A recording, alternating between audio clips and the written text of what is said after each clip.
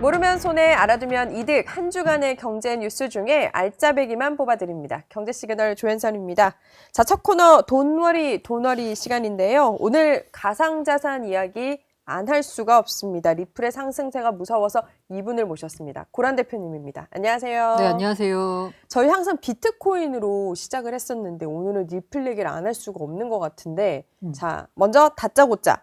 자, 3대 법안 통과가 뭐 이유기는 하겠지만 리플 지금 거의 사상 최고치 경신했잖아요. 네네. 지금이라도 들어가는 게 맞는 건지 좀 더 내려갈 때를 기다려야 할까요? 모든 투자 판단과 그에 따른 투자 결과는 투자자 너무 사심 본인 질문인가요? 책임이라서. 아니 지금 어쨌든 그 이제 사상 최고치를 경신한 거 이미 이제 비트코인 같은 경우에는 몇 차례 사상 최고치를 계속 경신했어요. 네. 근데 그 가운데 알트코인 같은 경우에는 직전에 기록한 고점을 회복을 다 못했거든요. 네.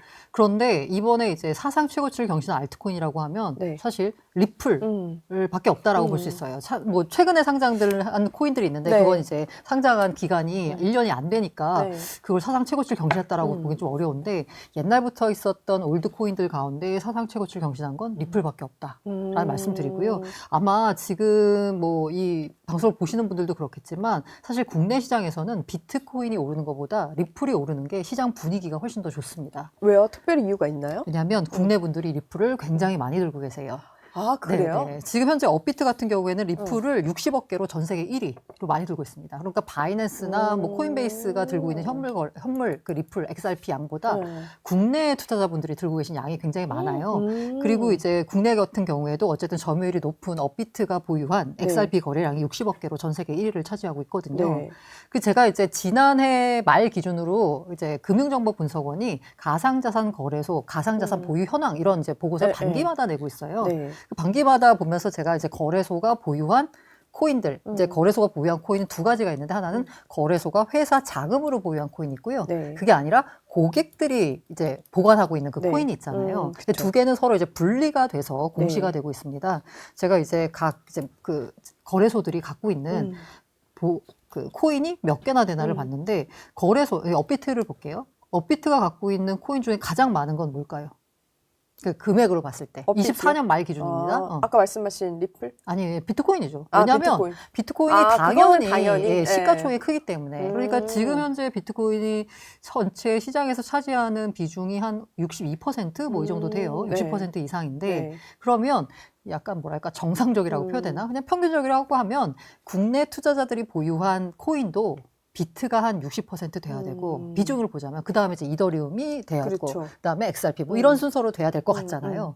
근데 되게 재밌었던 게 뭐냐면 제가 정확한 숫자는 기억이 안 나는데 예를 들어서 비트코인을 뭐 1조 정도 들고 있다라고 하면 XRP가 한 9,900억? 그러니까 별로 차이가 없는 거예요. 차이 없는, 네. 너무 의외예요, 이 숫자는. 그러니까 거의 차이가 없는 거예요. 그러니까 이제 비중으로 보자면 그 전체 국내 투자자들이 보유한 코인 비중이 비트코인이 24년 말 기준입니다. 네. 한 29%였거든요. 근데 XRP가 23%예요. 와, 별 차이 없네요. 근데 그때 당시 24년 말 기준으로 비트코인이 차지하는 비중이 54%인가 그때는 그랬어요. 네, 네. 그리고 XRP가 전체 그 코인 시장에서 차지하는 비중이 3% 정도 됐거든요. 그런데 국내만 놓고 보자면 투자자들이 보유한 건 비트코인 다음에 XRP. 전체 시장에서 평균적으로 차지하는 비중이 3%밖에 안 되는데 국내에서는 23%.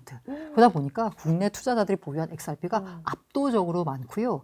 게다가 이제 제가 아까 말씀드린 대로 XRP 같은 경우에는 네. 오래된 코인이라는 말씀을 드렸잖아요. 네. 이제 예를 들어서 시가총액 상위 코인 같은 경우에 이제 솔라나 같은 경우는 1차 불장이 아니라 2차 불장 그 즈음에서 나온 코인이에요. 네. 뭐 2세대 코인이라고도 볼 수 있는데 XRP 같은 경우에는 1세대 코인입니다. 2017년 말 불장 이전에 이제 국내 시장에 상장돼서 네. 그러니까 굉장히 옛날부터 많은 분들이 투자해 왔던 그런 코인이 바로 XRP고요. 그렇기 때문에 그때 1차 불장 때 XRP 가격이 국내에서 약간 김치 프리미엄까지 붙으면서 가격이 이제 글로벌 시세는 2점 몇 달러까지밖에 안 갔었는데 2017년 말 18년 초에 국내에선 거의 5,000원 가까이 갔었어요. 아, 이 붐이 처음이 아니군요. 네, 그때 이제 올랐다가 근데 그 다음에 전반적인 시장 약세와 함께 가격이 떨어졌었죠. XRP 가격도 당연히 같이 떨어졌습니다.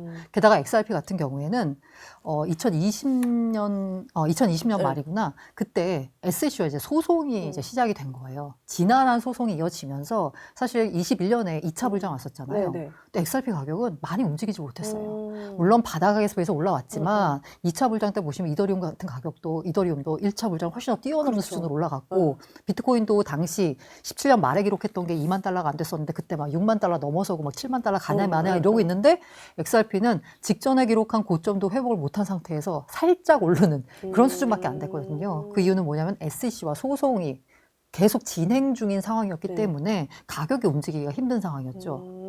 그러고 있다가 이제 본격적으로 XRP가 다시 주목을 받기 시작한 게 지난해 트럼프가 당선이 되면서 이제 드디어 그렇죠. 규제 이슈가 해결이 네, 됐다. 네. 그때 트럼프가 공약으로 내세웠던 것 중에 하나가 뭐냐면 내가 데이원 임기 첫날 갠슬러 자르겠다. 그래서 갠슬러는 생각나요. 게리 갠슬러라는 네, 네. SEC 위원장이거든요. 근데 이분이 자기 재임 중에 굉장히 많은 프로젝트를 상대로 소송을 제기했고 그 대표적인 소송이 바로 리플을 상대로 한 소송이었거든요. 이게 증권성이 있는데 네. 이거 뭔가 그런 요건을 지키지 않고 팔았다. 미등록 증권 판매를 했다라고 해가지고 소송을 걸었던데 네. 데이원에 자른다고 하니까 이제 리플 입장에서는 사실 규제 리스크 해소됐네? 라고 하면서 이제 급등하기 시작했어요. 급등 직전에는 1,000원도 안 했거든요.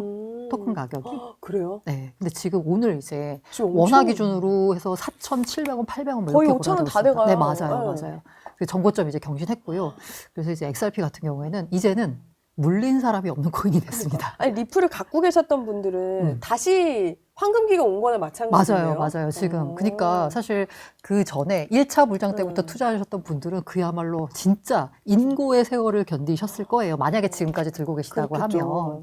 그런 진짜 애증의 코인이라서 지금 사상 최고가 경신했기 때문에 사실 최근에 들어오신 분들은 이런 이제 그 인고의 세월을 거치지 않았기 그쵸. 때문에 그냥 가자라고 하겠지만 그때부터 들고 계셨던 분들은 아마 약간 만감이 교차하실 것 같다. 이게 그러면 XRP가 이 한국인이 보유를 많이 하는 것도 마치 주식의 왜 삼성전자나 그런 그러니까 국민주를 갖고 있듯이 약간 그런 류로 보는 건가요? 이게 투자자들은? 앞서 왜 그러면은 그 XRP를 많은 사람이 들고 있을까를 봤을 때 제가 첫 번째로 말씀드린 게 일단 1차 불장 때 한 번 진짜 확 달아올랐던 그쵸. 코인이거든요. 그러니까 그리고 이제 코인 투자자들의 특성 중에 하나가 뭐냐면 존버하면 승리한다. 존중하면 버티면 된다라는 그런 인식이 있어요. 네. 그러다 보니까 그리고 코인 같은 경우가 사실 이게 한 번 물렸을 때 손절하기가 굉장히 쉽지가 않습니다. 그게 왜냐면 갑자기 내가 손절을 했는데 이게 더 무서운 게 뭔지 아시죠? 손절해서 팔았어. 근데 다음날 가는 거야. 그럼 진짜 사람이 미칩니다. 미치죠. 아니 그건 뭐 당연하죠. 사람이면. 그런 마음이 있기 네. 때문에. 근데 이게 주식 같은 경우에는 뭐라고 해야 되나 약간 펀더멘털 이슈도 있고 하다 보니까 어느 정도 약간 상승이 뭔가 이렇게 좀 예상이 된달까? 그리고 또 제한이 되어 있잖아요. 맞아요, 시간이. 맞아요. 근데 비트코인이나 뭐 암호화폐는 그게 아니니까. 그러니까 이게 갑자기 자고 일어났는데 무슨 일이 벌어질지 모르는 상황이기 때문에 손절이 쉽지가 않아요. 그 때문에 아마 그때 투자하셨던 분들이 아마 팔지 않고 그래 나는 이거 끝까지 간다. 라고 하면서 들고 계신 분들이 꽤 많을 것 같고요. 그럼 오늘 승자네요. 맞습니다. 그쵸? 아주 대표적으로 제가 이제 채널을 개인적으로 이제 방송을 하잖아요. 유튜브 채널을. 근데 거기에 이제 매번 들어오시는 그 단골 아이디가 보여요. 댓글창에 남겨주시면 보면은. 근데 아이디가 XRP예요. 그래요? 그래서 제가 어느 날 여쭤봤어요. 네. 아니, 아이디가 XRP면 도대체 XRP를 몇 개나 들고 계시냐라고 했더니 본인이 그때 개수를 말씀 주셨거든요. 근데 제가 그 개수는 정확히 기억이 안 나는데 그때 가격이 한 3,300원 정도 했었나? 3,000원대 초반이었어요. 네. 환산하니까 160원. 지금은 아마 더 불어났겠죠. 오늘 많이 안 파셨다면. 그분은 이제 22달러까지 간다 이러면서 진짜요? 이제 계속 외치고 계신 분인데 그런 정도로 약간 리플 같은 경우는 XRP 같은 경우에는 이른바 강성 홀더분들이 많으세요.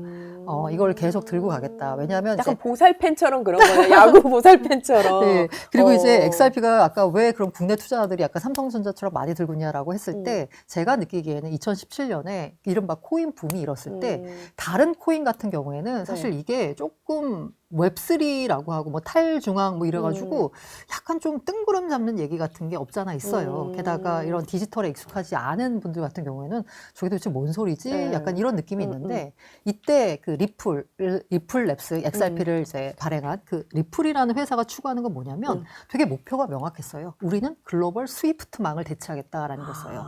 여기서 스위프트라고 하는 건 네. 은행 간 네. 국제 송금망이거든요. 네. 지금 우리 같은 경우에는 국내에서는 이제 뭐 금융정보부서 그 은행 음. 공동전산망 이거 가지고 이제 여러 가지 금융거래를 처리하잖아요. 네. 그런데 이게 아니라 이제 글로벌로 갔을 때는 글로벌리 그 스위프트라는 망을 이용해서 처리를 하기 때문에 글로벌하게 송금을 할 때는 그 망을 반드시 이용을 해야 돼요. 그래서 기억하실지 모르겠지만 러우 전쟁이 터졌을 네. 때 그때 미국이 처한 첫 번째 조치가 뭐였냐면 스위프트 망에서 러시아를 다 빼버렸어요. 그러다 보니까 러시아가 국제 결제나 이런 게 전혀 안 되는 거예요. 그러면서 뭐 중국가를 해서 뭐 위안화 루블화 통로를 연다, 뭐 비트코인을 한다, 뭐 이러면서 여러 가지 대안책을 마련했었는데 어쨌든 글로벌하게 뭔가 무역 결제 대금을 하거나 송금을 하려면 그 스위프트 망을 이용해야 되는데 네. 그 망을 하루에 거쳐가는 돈들이 그야말로 이제 천문학적인 돈이 오갑니다. 그런데 리플의 목표는 굉장히 명확한 거예요. 그런데 그게 말씀드린 대로 이게 은행들끼리의 전산망이 하다 보니까 약간 폐쇄적이잖아요. 그렇죠. 그러면 이 폐쇄적인 시장에서 벌어지는 일은 가격이 굉장히 비쌉니다. 수수료가 굉장히 비싸요. 그러니까 우리가 송금해 보신 분들은 아시겠지만 최근 들어서 뭐 핀테크 업체들이 송금수를 많이 낮췄다고 하는데 뭐 과거 생각해 보면 돈을 그쵸. 보내는데 수수료 굉장히 많이 내거든요. 게다가 저는 아직도 기억나는 게 제가 첫 번째 직장이 은행이었는데 그때 은행에서 어떤 이제 조선족 분이 오셔가지고 굉장히 중국에 있는 시골에 돈을 네. 보낼 때 100만 원을 보내면 거의 한 15만 원 정도가 스스로 뜯기는 그런 구조였어요. 왜냐하면 굉장히 여러 군데 은행을 그렇겠네요. 거치기 때문에요. 그런 정도로 약간 수수료가 많이 나오는 게 비효율적인 구조거든요. 그럼요. 근데 리플은 그게 아니라 우리는 이 스위프트만을 대체하겠다. 그래서 그 이제 되게 명확한 목표를 세워서 이 리플이 하려고 하는 건 뭐냐면 개개인을 대상으로 뭘 하는 게 아니라 은행을 대상으로 영업을 하는 거예요. 쉽게 말하면 B2B로 너희 스위프트망을 쓰지 말고 우리의 리플렛이라는 서비스를 쓰면은 굉장히 싸고 빠르고 효율적으로 이 송금 업무를 처리할 수 있어 라고 하면서 은행들과 굉장히 뭔가를 하려고 노력했거든요. 그래서 그때 이제 2017년 말에 많이 나왔던 기사가 뭐냐면 리플랩스가 신한은행과 MOU를 맺고 뭘 하기로 했대. 뭐 국민은행가 뭘 하기로 했대 이런 뉴스들이 굉장히 많이 나왔어요. 그러다 보니까 이제 일반 투자자, 국내에서 처음 코인을 접하시는 분들은 이게 코인은 뭔가 뜬구름 잡는 얘기하는 것 같았는데 리플이 하는 사업은 내가 익히 알고 있는 은행의 그런 비효율적인 부분을 바꾸겠다는 거네? 그럼 이거 좀 말이 되는 것 같아. 라고 하면서 당시에 이제 XRP 투자를 많이 하셨고 그렇게 많이 한 상황에서 가격이 올랐다가 급락하니까 그냥 물려서 있었던 거죠. 물려서 계속 이렇게 지난한 과정을 이끌고 왔었고 근데 그 사이에도 리플랩스가 되게 보여준 게 뭐였냐면 계속 사업적으로 뭔가 확장을 하고 있었어요. 뭐 이런 머니그램과 뭔가 협업을 해가지고 뭘 하겠다. 그리고 뭐 어디 무슨 개발도상국 시장에 진출했다. 우리가 뭐 무슨 뭐 되게 효율적으로 개선해서 이런 송금 업무의 수수료를 월별 절감했다. 이런 그 성과들을 계속 보여주고 있었어요. 다만 SEC와의 약간 그 소송 때문에 사업 확장에는 약간의 뭔가 조금 어려움이 있었던 상황이고요. 그런 상황에서 어쨌든 그 이제 웹3 코인 같은 경우에 뭐 안 그런 게 많았으면 좋겠지만 갑자기 뭐 어느 날 그냥 소프트 러그라고 하거든요. 그냥 재단 프로젝트 하는 애들이 그냥 사라져 버리는 거예요. 뭐 하는 일도 없이. 근데 계속 뭔가 이제 퍼포먼스를 보여주고 나니까 그 이제 이 투자자분들 입장에서는 뭐 버티면 어떻게 되겠지. 믿음도 생기고 믿음도 제도라는 맞아요. 건 무턱대고 믿음이 네네. 되긴 하잖아요. 그래서 이렇게 인고에서를 버텨오다가 이제 트럼프 되면서 규제 리스크 해결되겠다 이러면서 이제 굉장히 급등을 했었던 거고요. 아까 이제 이른바 가상자산 3법 때문에 올랐다라는 것도 있는데 이게 가상자산 3법이 이제 규제를 명확하게 해준다는 클래러티 법안이 있잖아요. 그 클래러티 법안을 보자면 규제를 SEC 중심이 아니라 CFTC 중심으로 좀 바꾸자는 거예요. 그런데 이제 그간에 SEC에 제일 많이 시달렸던 데가 리플이잖아요. 그러다 보니까 이제 좀 리플이 사업 좀 제대로 할 수 있겠구나라는 기대감이 있었던 그게 거고요. 딱 호재가 된 거네요. 네. 그래도. 그리고 이제 그 스테이블 코인 법안인 지니어스 액트 관련돼서도 그 지니어스 액트를 보자면 물론 이제 그 빅테크 업체들도 스테이블 코인을 발행할 수 있는 길을 열어주긴 했습니다. 그런데 그 법안, 지니어스 액트를 이렇게 보자면 어쨌든 은행 중심으로 많은 게 돌아가고 있어요. 그러다 보니까 이 리플이 이제 최근에 한 게 뭐냐면 RLUSD라는 이제 스테이블 코인을 발행을 했거든요. 그런데 그게 지금 현재 어떻게 발행을 했냐면 지금 현재 지니어스 액트가 통과됐으니까 이제 연방법 차원에서의 스테이블 코인과 관련된 규제 법안이 이제 만들어진 거예요. 그럼 그 전에는 어떻게 했었냐? 어떻게 스테이블 코인을 발행했냐? 연방 단위의 법은 없었어요. 근데 이제 뉴욕 같은 경우가 뭐 비트 라이센스 해가지고 거기서 그 비트 라이센스를 받아서 뉴욕주의 라이센스를 받아서 그러니까 주 단위죠. 주 단위에서 RLUSD를 발행을 한 건데 이번에 리플이 한 게 뭐냐면 은행업 라이센스를 신청을 했어요. 그러면서 그렇게 돼서 만약에 은행업 라이센스를 받잖아요. 그러면 이제 그 뉴욕주가 아니라 OCC라는 토화 감독청이라는 연방 단위의 또 규제로 들어가게 됩니다. 그러면 규제 명확성이 더 이제 정확해지는 거고, 그리고 뭔가 더 진짜 제도권으로 이렇게 더 진입하게 되는. 그러니까 약간 모르는 사람도 일단 사도 되겠는데 이 생각은 되게 할 것 맞아요. 같아요. 그런 이제 호재가 있었고, 아직 뭐 허가를 해준 건 아니에요. 그렇죠. 하지만 이제 허가를 신청해주고 이제 그런 시도들이 많이. 이제 서클 같은 경우에도 최근에 그 OCC에다가 우리 은행업 할게요라고 이제 허가를 그렇죠. 신청을 하기도 했었고, 이런 이제 움직임들이 일고 있고요. 게다가 이제 그 마스터 계좌라고 하는데 이제 연준과 직접 연결되는 계좌를 또 신청을 했어요. 이 마스터 계좌가 있어야지 만약에 리플이 발행한 RLUSD라는 스테이블 코인이 즉각적인 24시간 환전이 이루어지는 거예요. 지금 BNI 멜론을 통해 가지고 그 이제 스테이블 코인에 대한 담보 준비금을 이제 수탁하고 있거든요. 근데 그게 아니라 연방 준비제도와 직접적으로 계좌가 연결된 마스터 계좌 지위를 얻게 되면 이제는 24시간 환매가 가능해지는 구조로 또 바꾸는 거예요. 그러면 규제 하에서 스테이블 코인 사업도 뭔가 더 활발하게 할 수 있다는. 환전에 대한 뭐 간단한 네, 거 맞아요, 생기고, 맞아요. 그렇죠? 그 마스터 계좌가 없으면은 사실 BNI 멜론 등을 통해야 되기 때문에 BNI 멜론이 영업하는 시간에만 그게 뭐 이게 그 활동이 이루어지고 환매가 이루어지고 이런 약간 불편함이 있거든요. 마스터 계좌를 준 건 아닙니다. 하지만 이제 신청을 해서 이게 뭔가 지금 분위기 보니까 좋아졌네. 그쵸. 라고 하는 기대감에 이렇게 리플이 XRP가 강세를 보는 것 같다라는 생각이 듭니다. 이게 법안도 이제는 사실 트럼프 사인만 남은 상태기도 하고 여러 말씀해주신 제도권도 있기 때문인지 뭐 소위 고래라고 하는 맞아요. 그 투자자들의 그 지갑 수도 역대 최고치던데 이것도 사실 믿을 만한 부분 중에 하나일 것 같아요. 투자자 입장에서는. 그리고 약간 그 해외 쪽은 제가 해외도 약간 그런 분위기가 있다고 하는데 그건 차치하고 이제 국내만 놓고 봐도 굉장히 XRP 같은 경우는 강성 홀더분들이 많으세요. 그리고 오히려 보면 비트코인은 이제 규모가 커서 그렇지 제도식이나 따져보니까 리플이 더 안전할 것 같은 막연한 생각이 들더라고요. 약간 이 제도권 때문인지 아니면 진짜 마케팅을 잘한 거일 수도 있고요. 마케팅을 잘했다고 볼 수 있는 거죠. 근데 사실 이제 XRP 같은 경우에 가장 큰 우려가 뭐냐면 XRP 총 발행량 중에 절반 이상을 그 리플랩스가 들고 있어요.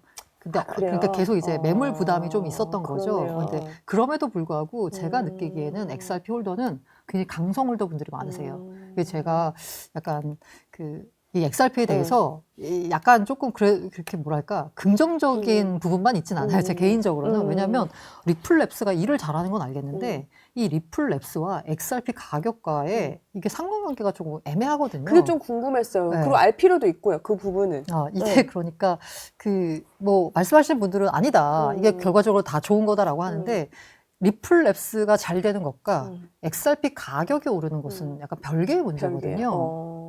그래서 실제로 이제 리플랩스 홈페이지에 들어가 봐도 XRP는 우리한테 종속된 자산이 아니라 이건 독립적인 자산이야. 우리랑은 관계가 없어라고 얘기하고 있어요. 그래요? 네. 그럼 전혀 연관이 없게끔 어쨌든 공공연하게 말을 해놓는 거예요? 이미 그렇게 말을 했어요. 왜냐하면 그렇게 또 리플랩스가 말을 할 수밖에 없는 게 왜냐하면 만약에 XRP랑 자기들하고 관련이 있다라고 하면 이건 증권의 성격이 있거든요. 때문에 이건 독립적인 자산이야. 다만 우리가 많은 물량을 들고 있을 뿐이야. 라는 게 리플랩스 측의 입장이에요. 그래서 저도 이게 리플랩스가 이렇게 잘하고 일을 잘하고 하는 건 알겠어. 근데 이게 XRP 가격과는 정확하게 뭐 리플이 사업을 확장한다라고 해서 XRP가 뭔가 이렇게 예를 들면 뭐 수익이 늘어난다거나 뭐 그런 구조가 사실 좀 애매한 부분이 있거든요. 그렇게 볼 필요는 없겠네요. 왜냐면 막연하게 그렇게 연관이 있다고 생각하는 분들이 많을 거예요. 투자자들 분들 중에서도. 뭐 보자면 그 리플렛이라고 하는 그 XRP가 이제 뭐라고 해야 되나 돌아다니는 그 체인 있잖아요. 그 체인이 활성화되면은 XRP의 사용량도 많이 늘어나기 때문에 결과적으로 리플의 사업 확장이 XRP 가격 상승에 이제 도움이 된다라고 되게 약간 좀 많은 길을 거쳐서 이제 연결할 수 있겠지만 직접적인 연결 관계가 사실 조금 애매한 부분이 있어서 저는 리플이 잘하는 건 알겠는데 그렇다고 이게 XRP 가격이 오를까 싶은 생각이 있는데 어쨌든 지금 현재 논리 구조로 보자면 리플에 좋은 게 XRP에 좋은 거다라는 논리 구조를 이제 투자자분들이 받아들이고 있는 상황이기 때문에 어쨌든 리플랩스에 뭔가 호재가 생겼다라고 하면 XRP의 가격이 이제 오르는 구조로 지금 막 진행되고 붐이 있죠. 일어나니까 무조건 사는 사람들도 있고 역사를 모르는 사람도 있고 하니까 그럴 수도 있을 것 같기는 한데 그 부분은 좀 기억하면 좋을 것 같고. 근데 제가 이렇게 말씀드리지만 또 리플에 대해서 굉장히 리플 전문 유튜버도 엄청 많은 거 많았어요. 저도 깜짝 놀랐어요. 막 운영하시는 분들도 있고 그렇더라고요. 맞아요. 그래서 그분들을 보면 그분들 설명에 따르면 이게 뭐 리플렛이 활성화되면 어떻게 뭐 연결이 된다고 하는데 사실 이게 되게 즉각적인 부분은 아니라서 조금 저는 약간 고개를 갸웃하게 되는 부분이 이거는 있더라고요. 같이 인지할 필요는 있는 것 같아요. 뭐 차차 보면 되는 거니까. 아니에요. 아무튼, 생각은 다양하고 투자자들의 또 결정인 거니까요. 이거는. 아니 근데 어쨌든 간에 네. 지금 분위기가 좋고 아까 말씀드린 대로 이게 구조가 리플에 좋은 건 XRP 가격 상승에도 도움이 되는 구조로 이게 시장에서 가격이 형성되는 건 어쨌든 미인대회라고 하잖아요. 주식 투자는. 그냥 사람들이 그렇게 생각하면 그게 이제 가격에 반영이 되는 거기 때문에 지금 현재는 XRP 가격이 사상 최고가 경신해서 정말 축하드립니다. 진짜 부럽습니다. 그러니까 진짜 부럽습니다. 진짜 진심이 되게 자주 뵙는데 진짜 진심의 한마디신 것 같아요. 제가 네. 이런 말씀을 드려도 되는지 모르겠는데 사람이 인성이 좀 덜 돼서 그런지 배고픈 건 참아도 배 아픈 거 참기가 참 힘들더라고요. 그건 누구나 사람이면 마찬가지죠. 그래서 저는 사실 이렇게 가격이 다 떨어져 우리 다 같이 힘든데 견디자 이거는 잘하는데 지금 물론 저도 이제 비트가 많아요. 그러다 보니까 비트코인 가격도 사상 최고치 경신해서 제 잔고도 불어났습니다만은 제 잔고는 티끌만큼 불어났는데 커뮤니티에 보면 최근에 이제 이더리움도 강세를 보이고 XRP도 강세 보이고 하다 보니까 이 커뮤니티에 계신 분들의 잔고는 태산만큼 불어났더라고요.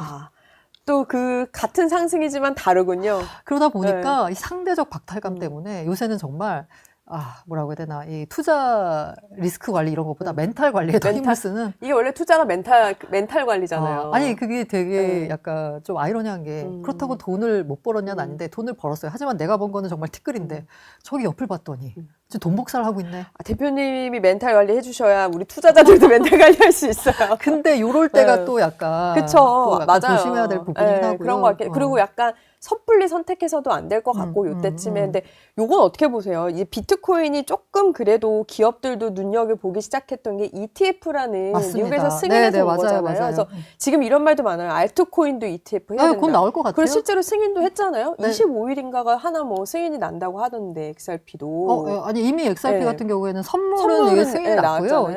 이제 알트코인의 경우에도 선물 ETF는 이미 솔라나 뭐 XRP 거래가 되고 있어요. 어떻게 보세요? 알트코인의 아니 뭐 현물 ETF는 뭐 시간의 문제 됩니다. 뭐 아마 3분기, 4분기에 될 것 같고요. XRP의 경우에도 지금 이제 블룸버그의 ETF 전문 애널리스트가 있는데 요 분들이 비트코인 ETF와 관련돼 가지고 너무 정확하게 다 맞췄어요. 진짜요? 그러다 보니까 성함 좀 알려주실래요? 에릭 발추나스, 제임스 세이파트, 블룸버그 그 형제들이라고 하는데 ETF 전문인데 이 비트코인 ETF와 관련된 이더리움 ETF와 관련된 너무 정확한 예측들을 해줘가지고 이제 그분들을 이제 팔로우하다 봤는데 그분 가운데 이제 제임스 세이파트였나? 아무튼 그분이 이제 정리를 했어요. 지금 현재 알트코인 ETF 현황들을 이제 쫙 했는데 거기에 보면은 이게 뭐 이제 신청은 어디가 했고 뭐 20일 쉐어즈가 했다, 바네크가 했다 이런 어디가 쉐어즈가 어디가 신청을 했고 또 어떤 알트코인이 대상인지 심지어 도지 ETF도 신청이 들어갔어요. 그러니까요, 그렇더라고요. 다양한 ETF 신청이 도지 들어갔고. 진짜 의외였어요.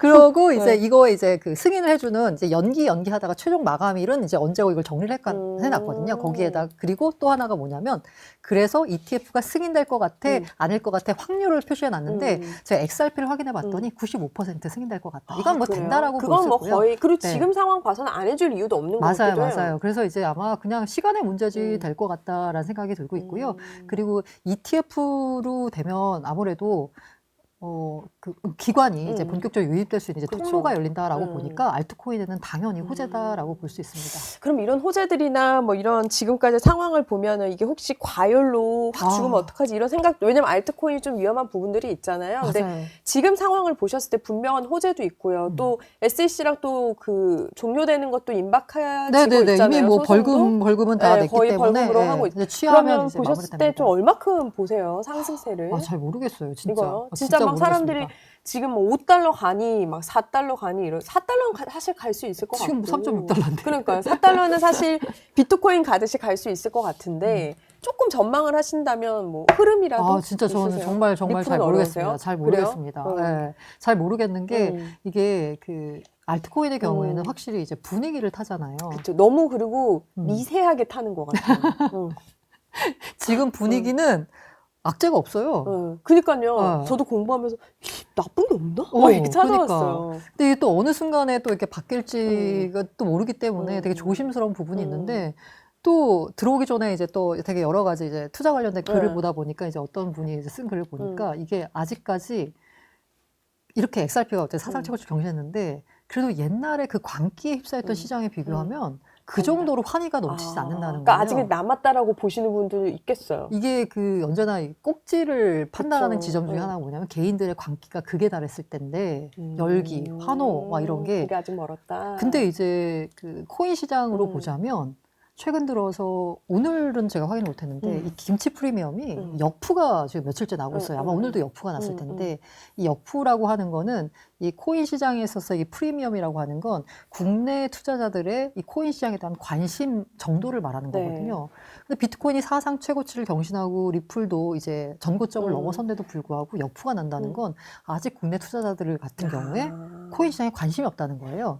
그리고 전체 코인으로요? 야, 이제 전체 때? 시장을 봤을 때 이제 프리미엄이니까 그렇다는 얘기 그리고 게다가 이제 그 리테일 투자자들의 열기를 알 수 있는 바로미터가 어떻게 보자면 이제 김프라고도 볼 수 있는데 왜냐면 국내 투자자분들이 워낙 기민하게 움직이다 보니까 시장 분위기에 이제 빨리빨리 이제 옮겨 다니시거든요. 네.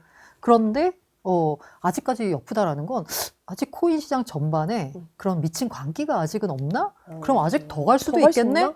라는 이제 그 생각이 드네요. 그런 의견을 주신 분도 있었어요. 그리고 그분의 이제 재밌는 표현 중에 하나가 뭐였냐면 이게 약간 뭐랄까 이성적으로 판단했을 때 아니 이런 밸류 기준으로 이렇게 보면은 지금 말도 안 되는 밸류로 거래가 되고 있는 알트코인들이 있는데 그 알트코인에 쉽게 숏치지 말아라.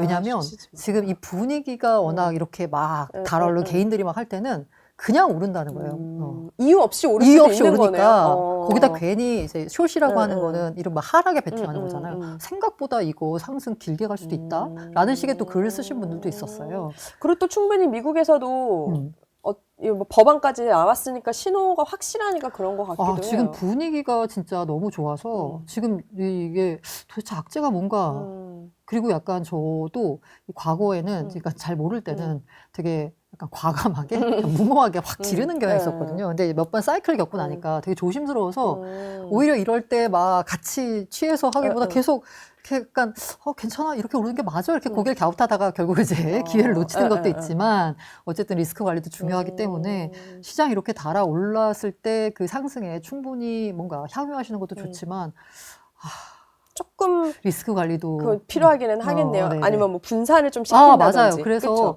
고민하신 분들이 있을 거예요. 야 드디어 이제 나 플러스 났다. 이제 어떡할까? 오늘 엄청 고민 많이 하실걸요? 그래서 저는 이럴 때 항상 드리는 제안이 반반 지킵니다. 반반 치킨. 일단 한 반 정도 팔고 나서 그리고 조금 더 시장 상황을 보는 게 어떨까? 그럼 새로 들어가는 사람은요? 새로 들어가는 분들은 지금 너무 그렇게 치면 또 너무 고점일 수도 있잖아요. 이 기준에서는. 맞아요. 지금 약간 어쨌든 달아올랐기 때문에 어쨌든 달아오르면 조금 쉬어가는 게 반드시 나오거든요. 그렇죠. 주말쯤이면 또 숨 고르게 한번 하지 않을까 싶기도 하고. 근데 이게 되게 재밌는 게 모든 사람들이 다 그렇게 생각하고 있으니까 이게 이제 워낙 경험을 해서 그럴 수도 있을 것 같긴 한데 그래서 안 내려갈 수도 맞아요. 있어요. 그렇게 생각하는 분들 이게 제일 그 대표적인 게 뭐냐면 만약에 그 아까 3법 가상회사 3법이 통과가 되면 이른바 셀러 뉴스가 이제 될 수도 있다. 라고들 모두들 예상하고 나니까 오히려 그냥 가격이 그냥 가는 약간 이런 상황이 펼쳐지는. 그러면 대표님 마지막으로 너무 우리가 어렵습니다. 비트코인을 말 안 할 수는 없는데 네. 비트코인은 말씀대로 7월 그냥 말이 비트코인은 되고 그냥 네. 계속 모아가세요. 계속 모아가요? 네. 근데 지금 이미 12만 달러 그때 왜 7월 말에 딱 이제 법안 얘기하셨을 때도 더 오를 거라고 하셨는데 이게 지금 쭉쭉 오르잖아요. 네네. 올해 그러면 왜냐하면 반감기를 한번 계산해 보니까 올해 말 연초라는 분도 이제 사실 이제 반감기라는 게 의미가 없고 네네네. 대표님도 계속 그렇게 얘기는 해주셨는데 어때요? 비트코인 전망은 좀 어떻게 보세요? 그 비트코인은 저는 뭐 올해 그럼 얼마까지 갈 거야 할 때 많은 전문가분들 약간 얘기를 들어보시면 20만 달러 보시는 분들이 많이 계시더라고요. 네. 근데 저는 약 15만 달러 정도 봤는데 15만 달러? 14만 달러. 왜냐하면 직전 고점의 2배라고 봤기 때문에 직전 고점이 약 7만 달러라서 14만 달러 봤는데 근데 요새 이제 ETF 자금 유입 그 규모를 보고 기업들이 비트코인을 사들이는 물량을 생각하면 생각보다 더 갈 수도 있겠다라는 그쵸. 생각을 해요. 근데 저는 이거는 이제 단기적인 전망인 거고 제가 아까 비트 얘기했을 때 그냥 모아가세요라고 했던 게 장기적으로 봤을 때는 오를 수밖에 없는 구조의 자산이 바로 저는 비트코인이라고 그래요? 생각하거든요. 오늘 아침에 봤던 재밌는 뉴스가 뭐였냐면 아직까지 서명 안 했는데 트럼프가 401K에 대해서 그 401K가 하는 게 우리 지금 국민연금 비스무리한 캘리포니아 연금이잖아요. 코인 투자하는 걸 허용하는 행정명령을 조만간 사인할 거다라는 이제 뉴스가 나온 거예요. 너무 큰 뉴스. 그러니까 지금 일부 그 퇴직연금 계좌에서는 비트코인 투자가 네. 가능한 것들이 있어요. 그러니까요. 근데 이제 401K가 이제 가능하겠다는 게 정말 그거는 큰 진짜 뉴스잖아요. 대대적인 거잖아요. 그러니까 이게 무슨 얘기냐면 예전에는 쳐다보지도 않던 이제 기업들이 기관들이 비트코인을 자신들의 포트폴리오에 편입하기 시작했고 보수적이라는 이제 연금도 네. 비트코인을 이제 편입하기 시작했다라는 거니까 구조적으로 이제 상승에 대해서 저는 확신한다라는 말씀을 드리는 거고요. 알트코인의 경우에는 제가 리플 같은 경우도 잘 모르겠다라고 하는 게 알트코인은 지금까지 역사를 봤을 때 굉장히 사이클을 많이 타고 있기 때문에 그쵸. 지금은 좋은 사이클이니까 당연히 분위기가 좋지만 이게 사이클이 한번 꺾였을 때는 또 바닥이 어딘지도 모르고 또 가거든요. 그렇죠. 그렇게 됐을 땐 좀 약간 힘들 수가 있기 때문에 잘 아까도 네. 반반 얘기했듯이 잘 이제 수익 실현하셨으면 하는 바람이고 비트코인의 경우에는 장기적 관점이라고 하면 그냥 무조건 적립식이 답이다 가지고 생각이 듭니다. 항상 말해주셨듯이 분산해서 적립식, 네, 적립식으로. 네. 알겠습니다. 이제 알트코인 또 분명 이슈가 또 나올 거예요. 그때쯤 또 다시 한번 여쭤보도록 하겠습니다. 고란 대표님이었습니다. 고맙습니다. 네, 두 번째 코너 이 코너 시작하겠습니다. 주제부터 알아볼까요? 네, 오늘의 주제는 네. 이재용의 유삼성입니다. 네, 박주근 대표님 모셨습니다. 안녕하세요. 네, 안녕하세요. 네. 자, 참 오래 걸렸어요. 10년 가까이 만에 이제 사법 족쇄에서 완전히 벗어났다라고 네, 하는데 이제 진짜 완전히 끝난 건 맞아요? 완전히 끝났죠. 네. 그러니까 사법농단은 사면을 받아서 완전히 끝났고, 네. 그리고 이번 건의 쟁점은 이거였죠. 그러니까 회계 부정이었잖아요. 네. 삼성바이오로직스의 자회사 편입 과정에서 장부가가 2,800억이었는데 이거를 네. 4조 얼마로 한 회계 부정으로 한 것에 대한 네. 뭐 대부분 판결이 무죄로 났으니까 이제는 아무런 사법 리스크는 다 사라졌답니다. 네. 자, 그러면 이제 오너 리스크, 10년 가까이 외쳐왔던 오너 리스크가 해소가 되면서 사실 새 시대가 열렸다 이런 이제 이야기들을 하는데 사실 그동안 잃은 것도 많고 해야 네. 할 것도 많고 할 수 없지만 해야 되는 것들도 분명히 있을 거예요. 네. 그래서 그걸 오늘 나눠보려고 하는데 그동안 10년 가까이 동안 이제 삼성이 잃은 기회비용이라는 게 분명히 있거든요. 기업이라서. 가장 치명적이었던 건 어떤 거라고 보세요? 삼성전자는 기술 기업이잖아요. 그렇죠. 네, 테크 기업이니까 기술 기업에게 있어서 가장 중요한 이 기술이라는 게 변화가 네. 작은 변화도 있지만 거대한 수레처럼 큰 변화의 물길이 한 번씩 온단 말이에요. 그렇죠. 우리가 지금 아이폰이 16 나왔잖아요. 네. 그죠? 네. 보통 기술은 무슨 얘기를 하냐면은 15에서 20년 사이에 큰 변화가 한 번씩 옵니다. 우리가 인터넷 시대가 한 15, 16년을 갔고요. 그 다음 모바일로 넘어왔고, 네. 이게 모바일이 지금 16쪽 오면 지금 우리가 AI 시대에 접어드는 거예요. 네. 그러니까 이런 큰 변화 때 선제적으로 변화해서 기술을 앞서고 이런 걸 해야 되는데 삼성은 사실은 요 사법 리스크 기간에 그 시기를 놓쳤다. 그게 치명적이긴 하네요. 그리고 지금 그래서, 우리가 네. 지금 보시면 삼성이 AI 분야에 삼성의 이름을 걸 게 아무것도 없습니다. 쉽지 않죠. 예. 네. 그러니까 굉장히 그 큰 변화의 타이밍을 너무 놓쳤다. 가장 안타까운 거는 이제 삼성전자가 반도체잖아요. 네. 20년 사이에 가장 큰 반도체 변화는 뭐냐 하면은 생각해 보시면 그 전에 반도체는 CPU는 인텔이 주도를 했고요. 메모리는 삼성이 주도했습니다. 네. 그때의 시장은 어떤 시장이었냐면은 공급자 위주의 시장이었습니다. 헤게모니가 공짜를 다 쥐고 있었어요. 네. 우리 좀 생각해 보면 노트북 바꿀 때 인텔 11세대냐 12세대냐 네. 뭐 이런 걸 따졌고 네. 메모리도 DDR4냐 DDR5냐 그거를 따진 모든 나머지 밸류 체인들은 네. 그냥 그 인텔과 삼성전자를 바라만 보고 있어야 됐어요. 저기서 인텔이 CPU를 11세대를 내놓을 때까지 다 기다리고 있어야 네. 돼요. 그에 맞춰서 장사를 해야 되고 메모리도 삼성이 내놓을 때까지 기다렸다가 해야 되는 그 시간을 인텔과 삼성이 거의 15, 20년간을 호황을 누렸습니다. 그렇죠. 공급자 마인 위주의 시장이었던 거죠. 우리가 안 주면 아무도 못 하는 거예요. 네, 그렇죠. 예, 그렇게 1위를 고수해 오다가 네. 요 10년 시간 동안에 어떤 변화가 있었느냐. 반도체 시장이 수요자 시장으로 빠르게 바뀝니다. 이게 무슨 말이냐면 그전에는 CPU와 메모리 중심의 반도체 시장에서 모든 가전업체 심지어는 자동차 기계까지 네. 반도체 다 들어가기 시작했죠. 그러면 그게 필요한 설계를 해서 그거를 맡겨서 바뀌는 네. 모든 분야의 반도체 다 들어가니까 수요자들이 중심된 시장으로 바뀌었는데 이때 제일 덕을 본 게 TSMC인 거예요. 그렇네요. 그렇죠? 점유율도 확 그렇죠. 뒤집어졌잖아요. 그러니까 반도체 시장이 공급자 중심 시장에서 수요자 중심 시장으로 완전히 재편되는 기간이 바로 요 기간이었어요. 너무 결정적인 시간대였다. 시간이었죠. 그렇죠. 인텔이 지금 망가졌잖아요. 네. 인텔은 거기에서 완전히 망가졌고 그렇죠. 그 다음에 삼성전자 온 건데 그래서 우리가 HBM 얘기를 굉장히 많이 하잖아요. HBM이 하이닉스는 성공했고 삼성은 왜 실패했을까를 보면 HBM이라는 메모리 반도체는 메모리 반도체인데도 불구하고 수요자 중심형 네. 메모리 반도체예요. 네. 그러니까 수요자가 원하는 대로 만들어줘 갖다 바쳐야 되는 거예요. 삼성은 그렇게 장사하지 않았거든요. 오 기다려 우리 5초 더 나와. 그러니까 옛날에 그 관습이 남아있던 그렇죠. 거네요. 줄을 서시오. 자기들이 재고 조정하면서 가격 조절, 현물가 조정하면서 장사를 해왔죠. 네. 그런데 하이닉스는 그 시장에서 뒤처졌으니까 어쩔 수 없이 HBM이라는 소유자 중심의 메모리 시장 들었는데 그게 대박을 친 거예요. 아. 예. 그러니까 삼성은 일단 조직 자체가 수요자 중심의 메모리 시장에 맞지 않았던 거예요. 그러니까 전현준 부회장이 들어가서 설계부터 뜯고처럼 네. 수요자 중심으로 빨리 바꾸라. 막 지금 허둥대고 있는 거예요. 그러니까 이재용 회장의 사법 족쇄 10년은 네. 딱 그 시기였습니다. 그래서 그런지 결과적으로는 무죄가 됐잖아요. 네. 23가지의 혐의가 이제 되면서 사실 이제 뭐 너무 무리한 수사 아니었냐. 그리고 무조건 기소하는 거에 대한 이런 관습은 좀 없애야 된다라는 이야기들도 나오고 있는데 그 부분에 대해서는 기업을 분석하시는 입장에서는 어떠세요? 기업 입장에서 봤을 때. 저는 이재용 회장이 굉장히 운이 좋았다고 생각합니다. 운이 좋았다. 왜냐하면 네.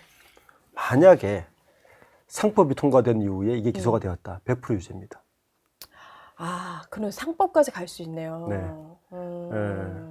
이게 왜냐하면 저 법 전문가는 아니지만 네. 제가 판례들을 쭉 보니까 네. 그나마 상법이 되기 전에 기소가 되었기 때문에 그나마 무죄 선고가 날 수 있었던 사건이에요. 상법 통과가 되고 나서 계속 갔다면 네. 굉장히 위험했습니다. 물론 일각에서는 네. 뭐 무리해서 총수를 계속 10년간 붙들고 뭐 여러 가지 경영 방해나 이런 것들을 한 것이 아니냐고 얘기할 수도 있지만 네. 법은 정의는 살아 있어야죠. 예, 그럼요. 분명한 뭐 것이고 잘못한 부분은 바로 잡는 건 당연합니다. 오히려 저는 네. 그때 기소된 것이 그나마 운이 좋았다고 좀 보입니다. 그럼 어쨌든 이제 시간은 지났고 네. 과제들은 쌓였어요. 이제 어떤 문제들이 좀 저희가 이제 짚어보려고 하는데 기술, 조직, 네. 글로벌 문제도 있고 지배 구조의 문제도 있어요. 그러니까 한 번씩 좀 짚어주시겠어요? 가장 큰 주요 사안으로? 우선 이재용 회장이 이제 사법조치를 풀었기 때문에 네. 여러 가지 과제가 있는데 개인적이면서 삼성그룹 전체의 과제는 지배구조. 지배구조의 마지막 퍼즐을 완성시켜야 된다는 네. 과제는 하나 남아 있죠. 네. 지배구조의 마지막 퍼즐은 뭐냐면 지금 여전히 그 22대 국회에서도 네. 또 조국 혁신당 의원이 보험법을 네. 발의를 했습니다. 마지막 퍼즐이 뭐냐면 이재용 회장이 삼성그룹을 지배하는 거는 삼성그룹은 사실 삼성전자가 다예요. 네. 전자의 물산을 통해서 간접 지배를 하고 있고 네. 그리고 생명을 통해서 우회 지분으로 네. 지분하고 있는데 물산 지분 5%밖에 안 됩니다. 그리고 이재용 회장은 삼성물산을 지배하고 있죠. 네. 생명 지분이 가장 많은데 생명이 가진 삼성전자 지분이 8.5%인데 보험법에 따르면 3% 이상은 다 연결권이 행사할 수가 없죠. 통과된다면. 그렇게 되면 이제 5% 정도를 물산이 사들여야 되는데 그게 32조입니다.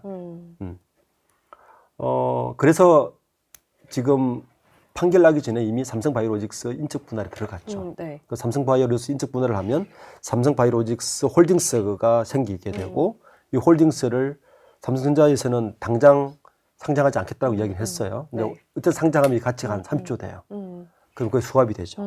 요게 이제 근데 문제는 이제 상법 통과됐기 때문에 이거 네. 어떻게 해결할 것인가가 또 과제 남아 있지만 첫 번째 과제는 어쨌든 지배구조 개편의 마지막 퍼즐을 완성시켜야 된다. 네. 이게 첫 번째고 두 번째 과제가 사실 더 심각한데 우리가 이번 2분기 실적을 봐서 알겠지만 저는 3분기, 4분기 실적도 만만치 않다고 봅니다. 아, 그러세요? 물론 지난주에 네. 트럼프 정부에서 H20 그 엔비디아의 제품을 그 중국으로 납품할 수 있다고 허락을 해줬기 때문에 네. 2분기 같이 1조 원 가량의 재고를 떨지 않을 것 같아요. 예, 그 정도 영업이익은 그냥 확보를 할 수 있을 것 같은데 뭐 그건 일시적인 것이고 네. 또 문제 심각한 건 뭐냐면 역시 그 HBM 6세대가 양산을 태울 수가 없습니다.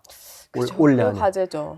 그게 태우려면 이미 퀄리파이를 통과시켜야 됐어야 되고 AMD에 들어간다고 하지만 AMD는 진짜 시장이 10%도 안 돼요. 네. 그리고 내년도가 되면 올해 지금 전체 메모리 시장에서 HBM이 차지하는 매출 비중이 약 35% 40% 네, 되고 내년에 50%가 넘고 2028년에 60%라 그래요. 그렇죠. 매출 비중이 60%인데 영업이익 비중은 70% 80%입니다. 결국에는 뭐냐면 HBM의 양산에 참여하지 못하면 네. 영업이익 확보는 불가능합니다. 네. 이게 딱 그 전환점이 돼야 되는 거네요. 그렇죠. 그래서 이걸 어떻게 해결할 것인가가 아마 첫 번째 과제일 겁니다. 그게 이제 지난해 10월, 9월에 취임한 전인현 부회장이 본원적 기술력 회복 뭐 이런 네. 이야기를 했는데 저는 이 문제가 이제 은발의 오줌 누기 식으로 풀어야 되는 문제는 아니다. 저는 어떤 구조적인 문제가 있냐면은 몇 가지 짚어야 될 대목들이 있어요. 네.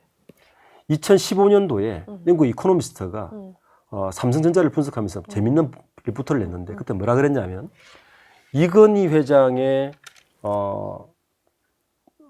자본을 impatient asset이라고 표현했어요. 그러니까 인내의 자본, 네. 인내의 자본이라고 네. 그랬어요. 이게 무슨 말이냐면 영국, 미국식 상업 자본의 특징은 주주 자본의 특징은 굉장히 빠른 회전율을 원하잖아요. 네. 그래서 PBR을 이야기하고 투자하면 빨리 매출 만들고 이익 남겨서 배당하고 자사주 소각해서 계속 이익을 돌려줘야 되는 요 순환이 굉장히 빠른 자본 형태인데 이 사우스 코리아의 이 제조업 자본은 그런 자본이 아닌 거예요. 그러니까 인내가 필요한 자본입니다. 왜냐하면 우리는 OECD 국가 중에서 제조업 비중이 가장 높아요. 대기업의 대부분이 제조업입니다. 그렇죠. 그러니까 저는 어떻게 보면 제조업 중심의 우리나라의 자본, 산업 자본하고 미국의 빅테크 기업하고 PBR을 비교하는 자체가 넌센스예요. 아.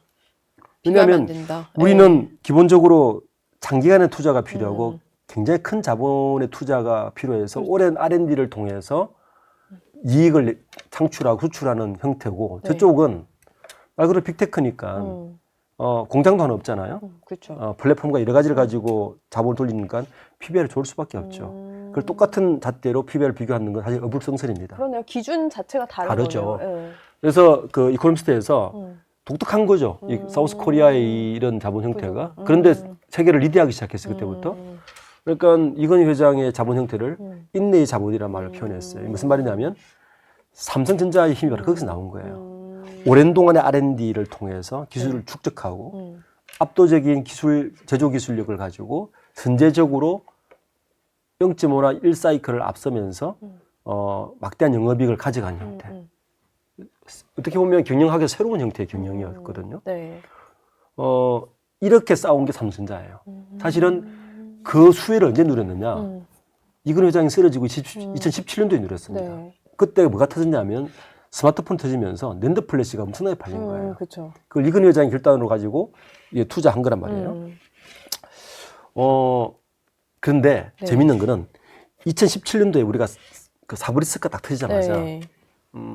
엘리엇이 왔잖아요. 그렇죠. 엘리엇이 와가지고 그때 그 당시에 그 재판 받으면서 기록을 보니까 이재용 회장이 한 말이 있어요. 뭐라 그랬냐면은 이제는 삼성전자도 빅테크처럼 많이 배당하고 뭐 하겠다 이런 얘기를 했어요. 네. 저는 그게 지금의 삼성전자를 이렇게 만든 것이 아닌가. 그때 세 가지 현상이 일어났는데 첫 번째는 그 이전까지 삼성전자의 배당은 카펙스 그러니까 잉여 현금 흐름에서 배당 금액이 약 15% 20%밖에 안 됐어요. 근데 엘리엇이 얼마를 요구했냐면은 카펙스의 75%의 배당을 요구했어요. 네. 그렇게 못한다라고 거부했지만 결과적으로 이재용 회장은 경영 상속이 일어나면서 배당을 많이 할 수밖에 없는 구조로 갔고 네. 현재 카펙스의 50%를 배당하고 있습니다. 두 번째는 네. 자사주도 굉장히 많이 사들이기 시작했어요. 그러니까 그렇죠. 인내의 자본의 힘으로 기술력을 쌓아와서 경영을 했던 삼성전자가 구글이나 메타처럼 빅테크 형태의 경영을 하기 시작한 거예요. CFO들이 균형을 잡기 시작했습니다. 굉장히 빠른 자본력과 자본 회전력을 가지고 네. 해야 되는 굉장히 말이 안 되는 거죠. 그러면서 결과는 좀 뭐가 됐느냐? R&D가 증가하지 않았습니다.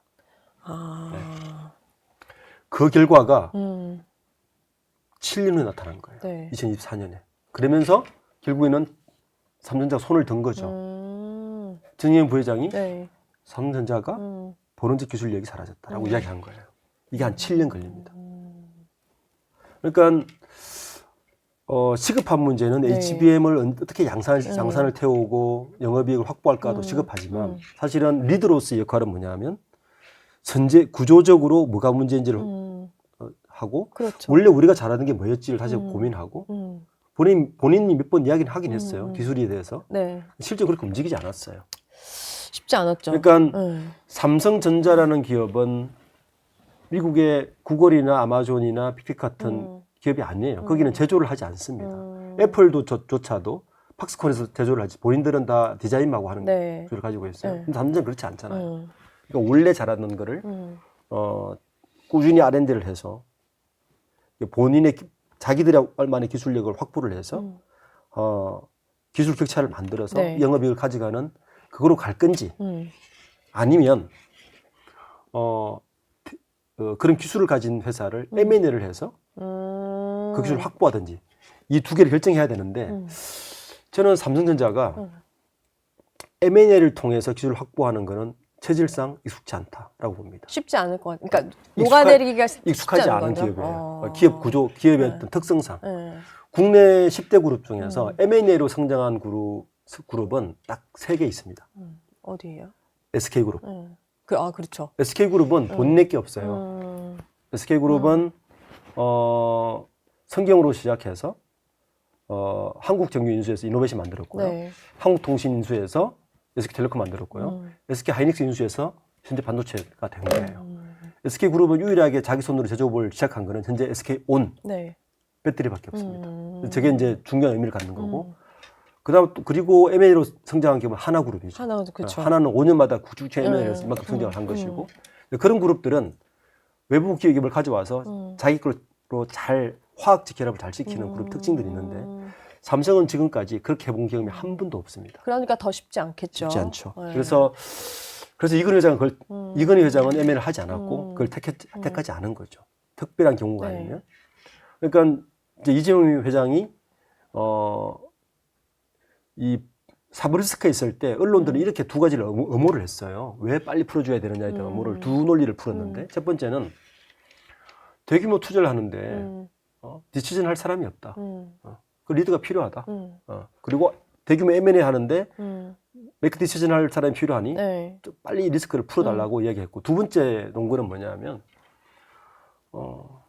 이제 삼성전자의 글로벌 기업 정도 되면 글로벌 네트워크가 되게 중요한데 그걸 할 사람이 이재용 회장밖에 없다. 네. 두 가지 논거가 제일 컸어요. 네.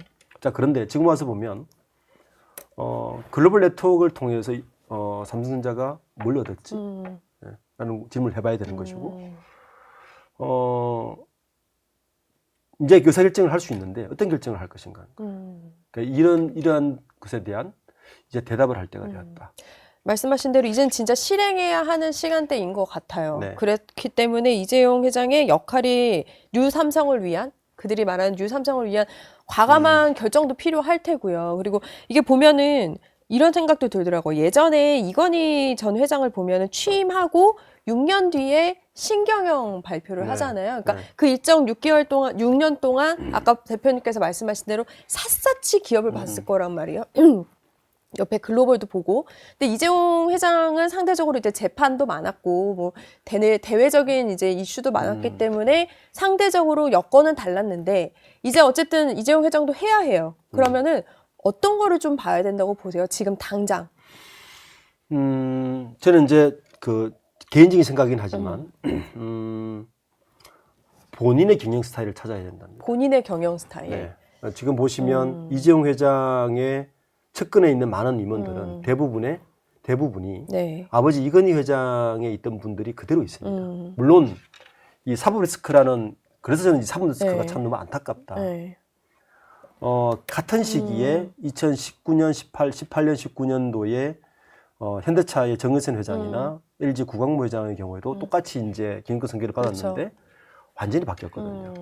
특히 현대차 그룹은 정의선 회장 경영 스타일을 완전히 구축해서 그렇죠. 새로운 기업이 됐죠. 그게 그 텀이 어느 정도 걸렸어요? 딱 2년 걸렸습니다. 2년 정도. 네, 그러니까 정의선 회장이 수석 부회장이 된 2019년 가을에 네. 그해 겨울부터 인사를 하기 시작했는데 윤여철 부회장 빼고는 다 바꿔놨거든요. 윤여철 부회장은 그렇죠. 네. 노사 문제 때문에 그 유임을 시켜놨는데 그분도 2년 만에 2년 후에 다 나갔습니다. 그리고는 포티두닷컴의 서 사장을 이제 때리면서 완전히 이제 기업을 바꾸는 상태고 구광모 회장도 거의 한 3년 걸렸죠. 왜냐하면 군부회장이 나갈 때까지 거의, 그렇죠. 거의 3년 다 걸렸으니까 어떻든 자기만의 스타일을 만들었을 때 강력한 리더십이 생깁니다. 그렇죠. 그렇지 않으면 자기 스타일을 해야지 네. 또 힘이 생기니까. 그렇지 않으면 네. 계속 그분들의 말을 들을 수밖에 없어요. 그게 익숙하기 때문에. 이재용 회장은 이제 그거를 저는 찾아야 된다고 보고요. 그리고 원래 새로운 걸 하는 것도 중요하지만 네. 원래 삼성이 잘하던 걸 원래 빨리 잘하던 거. 회복시켜야 된다. 그러려면 인사 조직을 네. 자기만의 스타일로 만들어내야 되는 거죠. 지금의 측근분들은 대부분 아버지 이근 회장 때 참모들이 다 그대로 앉아 있고 그리고 또 올드하십니다. 네. 이분들은 먼저 바꿔놓고 자기만의 스타일을 만들고 그리고 길을 제시하고 이런 일들을 해야 되는 게 저는 급선무지 않을 거라고 봅니다. 그럼 기술적인 부분은 어쨌든 HBM인가요? 지금으로서는 그렇죠. 지금으로서는. 근데 HBM 그러니까 이번에 이제 좀 뭐 디테일한 얘기긴 한데 6세대 HBM이 되게 SK 하이닉스, 삼성전자가 되게 재밌게 가요. 이게 5세대가 베이스 기반이 원B고 6세대 원C예요. 네. 원C인데 이제 그 선폭이 더 미세해지는 거죠. 선폭이 미세해지면 수율이 안 좋습니다.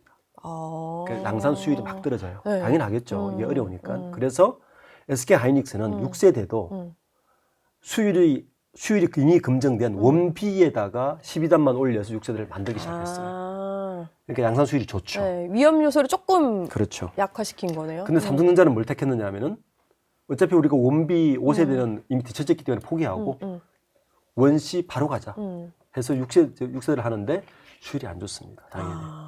그러면 이게 잘 되려면 어떻게 해야 되는 거예요?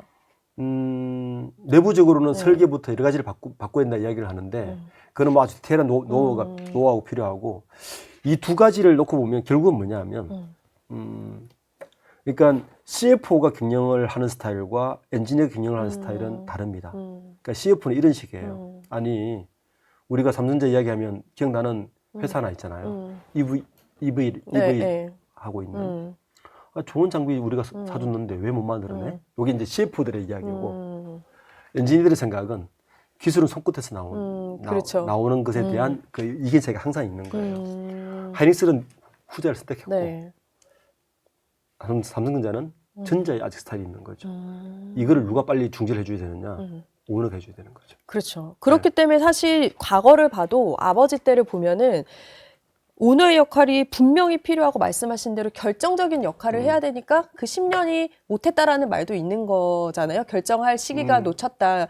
그래서 과거를 한번 빗대 보니까 예전에 이병철 성대회장이 반도체 사업을 결정할 때도 본인이 했고 또 그 다음에 86년에 기흥에 3라인 착공했었잖아요. 그렇죠. 그때도 그렇고 그건 이건 웨이퍼 회장이니까 그렇죠. 예. 그리고 웨이퍼 사이즈도 갑자기 6에서 8로 옮기고 이런 것도 사실 오너니까 할 수 있는 건데 이제 이재용 회장도 이 못지않은 과감한 선택을 해야 되는 거잖아요. 뭐 휴대전화도 있고 HBM도 있고 있는데 그렇죠. 이게 성향이라는 것도 있거든요. 사실 네. 아버지와 이제 비교를 많이 하는데 아버지와는 또 아버지는 그때 뭐 마누라 빼고 다 바꿔라 막 이런 정도로 이제 선언을 했는데 이재용 회장이 진짜 이제 정말 독한 마음을 먹고 한다고 했잖아요. 그러면 어떤 게 가장 먼저 개인적으로 좀 변해야 된다고 생각을 하세요?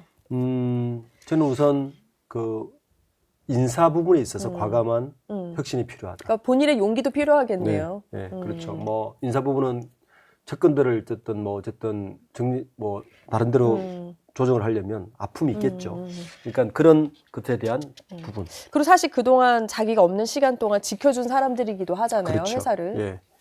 그 부분이 있고 그리고 우리가 그 SK 하이닉스 사실 많이 갔다 그러잖아요. 네. 이제 기술진들에 대한 우대, 정책 음. 이런 것들에 대해서 새로 좀 조정을 할 필요가 있고, 그러니까 본인은 이런 결정을 해야 될 것 같아요.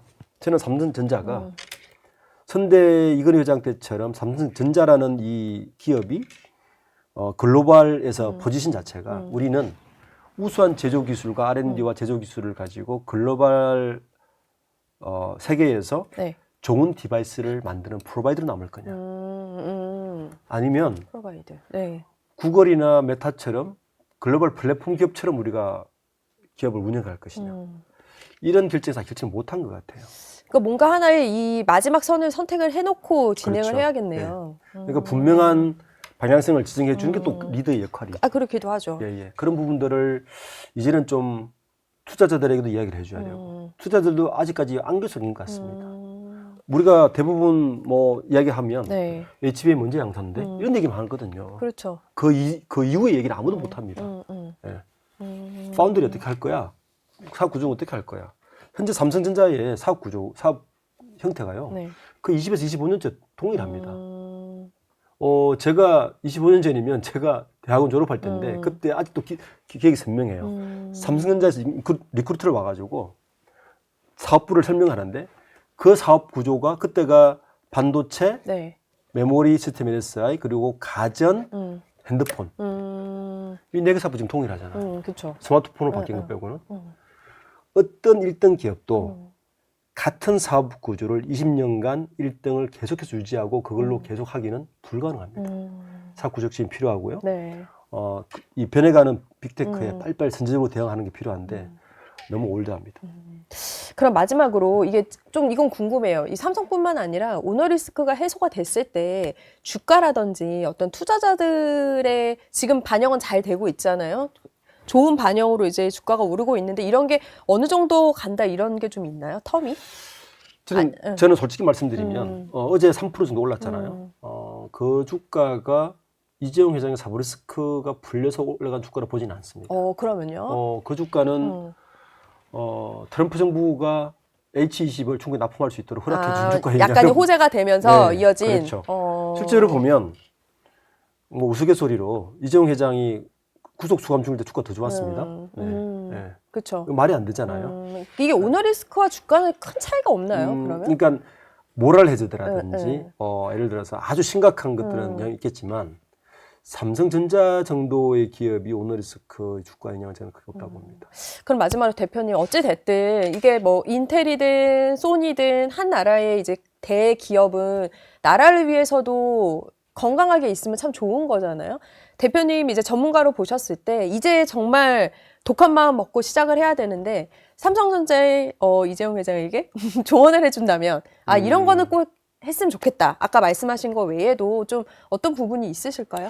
그러니까 삼성전자라는 기업은 어떻게 보면 우리나라 입장에서 보면 그냥 단순한 한 기업이 아니죠. 그렇죠. 왜냐하면 안보와 직결되어 있고요. 반도체라는 안보와 맞습니다. 직결되어 있고 삼성전자와 하이닉스가 있기 때문에 사실은 쉽게 무슨 국진이 일어날 수가 없어요. 우리나라는 네. 전 세계 마비됩니다. 그만큼 안보에도 중요하고 어떻게 보면 국민 기업이기도 하고 그렇기 때문에 단순히 한 개인의 기업으로 보면 안 되고 삼성전자가 어떻게 기술 리더십을 해가는가에 대해서 리더로서 고민을 해줘야 된다. 네. 증사진을 보여줘야 되고 그리고 삼성전자의 역할을 단순히 본인의 가족의 뭐 이런 기업으로 보면 안 될 것 같아요. 네. 그러니까 이 빅테크 기업으로뿐만 아니라 그 존재 자체가 네. 국가에서 굉장히 중요하기 때문에 그 정도의 사명감을 가지고 저는 좀 리더십을 발휘했으면 좋겠다. 그냥 뭐 본인의 어떤 여러 가지 사고 리스크나 이런 걸로 치부하는 거는 이제는 그 정도로는 안 되고 또 그렇기 때문에 좀 뼈를 깎는 혁신이 필요하다. 지금의 삼성전자의 구조면 저는 그렇게 수명이 길다 보지 않습니다. 인텔을 네. 반면교사 삼아야 됩니다. 나라를 위해서라도 그리고 또 직원들을 위해서라도 이게 리더로서의 어떤 청사진을 빨리 좀 나오기를 기대해 보면서 오늘 말씀 전반적으로 좀 많은 생각을 남게 하는 것 같습니다. 리더스 인덱스 박주은 대표였습니다. 고맙습니다. 감사합니다.